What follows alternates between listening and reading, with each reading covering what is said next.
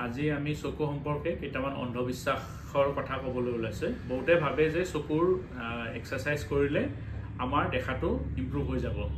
আচলতে সেইটো নহয়, কাৰণ চকুৰ দেখাটো আমাৰ এক্সাৰসাইজৰ ওপৰত ডিপেন্ড নকৰে। চকুৰ আইবলৰ লেংথটো কিমান হয় আৰু তাৰ এক্সট্ৰাকুলাৰ মাসলছ কিমান ষ্ট্ৰং বা কিমান উইক, তাৰ উপৰি আপোনাৰ চকুৰ লেন্সখনৰ ইলাষ্টিচিটিটো কেনেকুৱা আদিৰ ওপৰত চকুৰ পাৱাৰটো নিৰ্ভৰশীল। সেইটো যেহেতু চেঞ্জ কৰিব নোৱাৰি, সেয়ে আই এক্সাৰসাইজ কৰিলে চকুৰ পাৱাৰটো ইম্প্ৰুভ নহয়। এটা কণ্ডিশ্যন আছে কনভাৰ্জেন্স ইনসাফিচিয়েন্সি, য'ত আমি চকুৰে ওচৰৰ আখৰবিলাক ভালকৈ নেদেখো বা ব্লাৰ হৈ যায়। তেনেকুৱা কণ্ডিশ্যনত আমি এক্সাৰসাইজ কৰিলে ইম্প্ৰুভ হ'ব পাৰে। তাত আমি কেনেকুৱা এটা আঙুলি লৈ পেলাই আঙুলিটো অকণ দূৰলৈকে লৈ যাব লাগে, আকৌ লৈ আহিব লাগে ওচৰলৈকে, আকৌ দূৰলৈকে লৈ যাব লাগে, ওচৰলৈকে লৈ আহিব লাগে। এনেকৈ যদি আমি কেইবাবাৰো কৰোঁ, সেইটোতহে কনভাৰ্জেন্স ইনসাফিচিয়েন্সিতহে আমাৰ ইম্প্ৰুভ হ'ব পাৰে। দ্বিতীয় হৈছে, আমি যদি চশমা পিন্ধো আমাৰ চকুৰ পাৱাৰ কমি গৈ থাকে। সেইটো সঁচা নহয়, কাৰণ চকুৰ পাৱাৰটো যিবিলাক মানুহৰ কমি যায়, তেওঁলোকৰ চশমা দিলে তেওঁলোকে ভালকৈ দেখা পায়।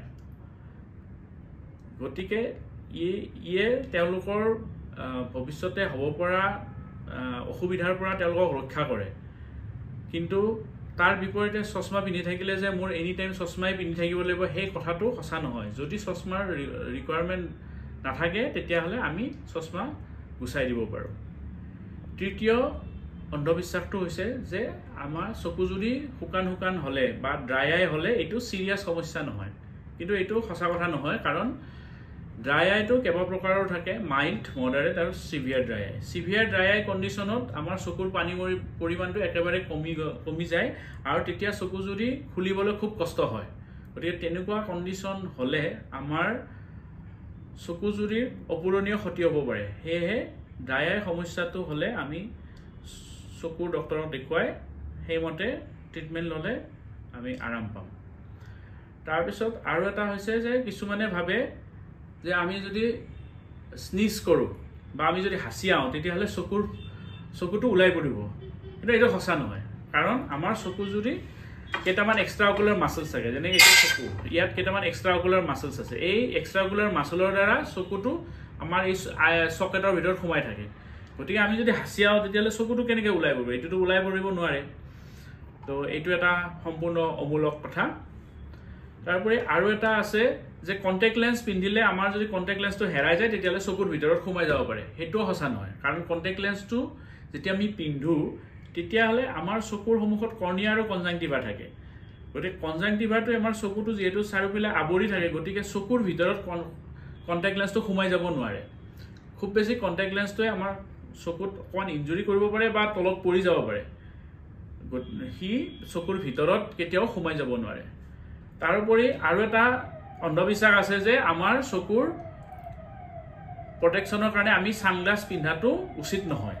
আচলতে সেইটো সঁচা নহয়, কাৰণ ছানগ্লাছটো আমাৰ চকুজুৰি প্ৰটেকশ্যন দিয়ে আৰু ঠিক ছানগ্লাছ পিন্ধিলে আমাৰ আল্ট্ৰাভায়লেট ৰেৰ পৰা প্ৰটেকশ্যন পাব পাৰি। নেক্সট অন্ধবিশ্বাসটো হৈছে যে আমি চকুৰ সন্মুখত ফ্লোটাৰ্ছ যেতিয়া দেখোঁ, সেইটো হাৰ্মফুল। ফ্লোটাৰ্ছ মানে আমি চকুৰ সন্মুখত কিছুমান কলা স্পট বা কলা লাইন দেখোঁ। সেই লাইনবিলাক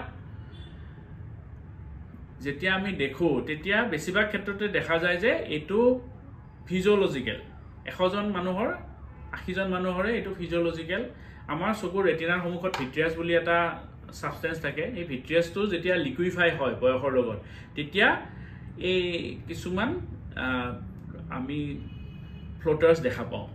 কাৰণ ভিট্ৰিয়াছত আমাৰ পানীৰ বাহিৰেও কলাজেন ফাইবাৰ আৰু হাইলুৰনিক এচিড থাকে। যেতিয়া লাইটটো এইফালে পাৰ হৈ পেলাই ৰেটিনাত পৰে ভিট্ৰিয়াছৰ মাজেৰে, তেতিয়া সেই কলাজেন ফেব্ৰিলবিলাকৰ তাতে পৰিলে সেইবিলাকৰ অকণমান চেঞ্জৰ কাৰণে আমি ফ্লোটাৰ্ছ দেখা পাওঁ।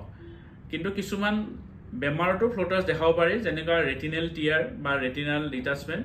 গতিকে আমি ফ্লোটাৰ্ছ হ'লে অভিজ্ঞ চকু চিকিৎসকৰ লগত আলোচনা কৰি এইটো কিহৰ কাৰণে হৈছে এইটো চাব লাগে, ভয় খাব নালাগে। এইখিনিয়ে, ধন্যবাদ।